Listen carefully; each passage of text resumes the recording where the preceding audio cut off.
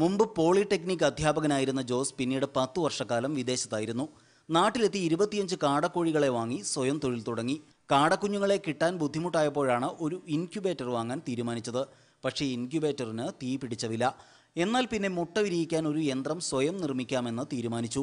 Polytechnic അധ്യാപക ജീവിതത്തിന്റെ സാങ്കേതിക പരിചയം കൈമുതലാക്കി പരീക്ഷണം തുടങ്ങിയ ജോസ് കുറച്ചു നാളുകൊണ്ട് ഉപയോഗശൂന്യമായ ഒരു റെഫ്രിജറേറ്റർ ഒന്നാം തരം ഇൻക്യുബേറ്ററാക്കി മാറ്റി. റെഫ്രിജറേറ്ററിന്റെ ഫ്രീസർ എടുത്തു മാറ്റി. ഉള്ളിൽ മുട്ടകൾ വയ്ക്കാനുള്ള തട്ടുകൾ പിടിപ്പിച്ചു. ഹീറ്റിംഗ് കോയിലും വായു സഞ്ചാരത്തിന് എയർ പമ്പും പിടിപ്പിച്ചു. ചൂട് നിയന്ത്രിക്കാൻ ഒരു തെർമോസ്റ്റാറ്റും റെഫ്രിജറേറ്ററിൽ സജ്ജീകരിച്ചു. ചൂട് കുറവ് മതിയാകുമ്പോൾ യന്ത്രം പ്രവർത്തിപ്പിക്കാൻ 2 ബൾബുകളുടെ താപം മതിയാകും. ഒരേ സമയം 160 മുട്ടകൾ വരെ ഇതിൽ വിരിയിക്കാനാകും. പഴയ ഫ്രിഡ്ജിൽ ചെയ്തപ്പം ചിലവും നേരെ പകുതിയായി.